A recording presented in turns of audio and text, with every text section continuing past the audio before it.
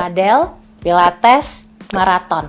Olahraga memang bikin sehat, tapi kalau tidak tepat dilakukan malah bikin cedera serius. Yuk kita bahas tentang cedera olahraga di video berikut.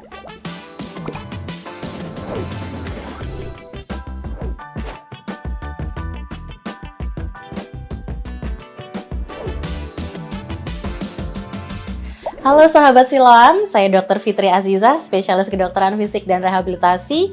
Kali ini saya akan membahas tentang olahraga dan cedera olahraga.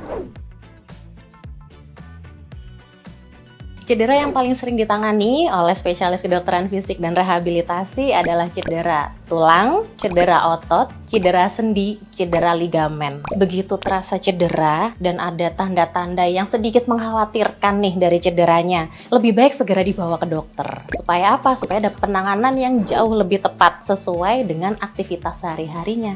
Nah, cedera-cedera ini apabila ditangani di waktu yang tepat, di saat yang tepat, akan membuat pasien bisa kembali beraktivitas dengan lebih optimal dan bisa lebih percaya diri. Olahraganya sebetulnya bervariasi ya. Ada olahraga yang kardio seperti yang lagi tren seperti tenis, seperti padel gitu ya. Atau long run, maraton itu juga rawan cedera. Kemudian ada juga olahraga-olahraga non kardio, olahraga strengthening pakai beban. Apabila bebannya ini dinaikkan progresif tanpa perhitungan yang tepat, itu juga mengakibatkan cedera. Ada hal-hal yang harus kita perhatikan. Yang pertama, bengkak. Kalau udah ukurannya berbeda dari ukuran normal dan berbeda dari ukuran yang satunya, itu harus mendapatkan penanganan yang tepat. Kemudian apabila bengkak disertai rasa hangat pada bengkak tersebut, dia lebih hangat dari jaringan sekitarnya. Kemudian pada saat ditekan, dia menimbulkan nyeri. Atau diem aja udah nyeri nih, kemudian anggota geraknya sulit digerakkan. Itu harus segera dibawa ke rumah sakit atau dibawa ke dokter. Treatment pada cedera itu memang ada dua, ada operatif dan non-operatif. Yang akan dilakukan oleh dokter spesialis kedokteran fisik dan rehabilitasi adalah penanganan non-operatif.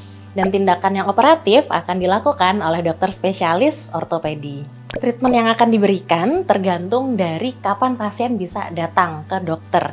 Apabila cederanya terjadi pada saat itu hingga 2 minggu setelah terjadinya cedera, kami akan memberikan terapi RICE, yaitu rest, icing, compressing, dan elevation.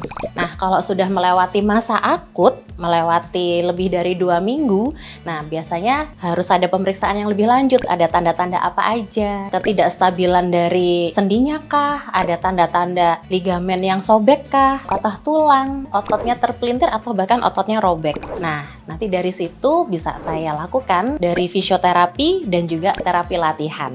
Nah, mestinya memang harus ditambah dengan imobilisasi, geraknya minimal dulu. Kalau misalkan habis cedera ringan, nekat olahraga lagi, sangat berpotensi cederanya yang awalnya ringan pasti bisa naik kelas jadi cedera serius. Nah, kalau udah cedera serius, itu anggota gerak kita udah nggak bisa digerakkan. Udah nggak bisa digerakkan, nyerinya hebat, tidak berkurang dengan RICE. Bahkan apabila terasa ada kebas, ada kesemutan, lebih baik segera dibawa ke rumah sakit. Itu berarti cederanya sudah serius. Sebetulnya ada 2 prinsip yang harus kita perhatikan. Yang pertama, listen to your body. Kita harus dengerin dulu badan kita ini siap nggak untuk kembali olahraga. Ada nyeri lagi nggak? Ada bengkak lagi atau tidak? Ada rasa hangat atau ada fungsi yang masih belum optimal pada badan kita. Nah, kemudian apabila sudah tidak ada tanda-tanda tersebut, sudah mendekati normal, apabila ingin berolahraga, start low, go slow. Jadi lakukan perlahan-lahan, lakukan dengan sesuai kemampuan tubuh kita masing-masing. 1. Kembali beraktivitas seperti biasanya, semaksimal mungkin, seoptimal mungkin. Yang kedua, segera kembali berolahraga. Olahraganya apa aja? Olahraganya silakan olahraga yang sudah dijalani. Tapi jangan lupa, yang namanya olahraga itu ada 2 komponen olahraga, yaitu penguatan dan olahraga kardio.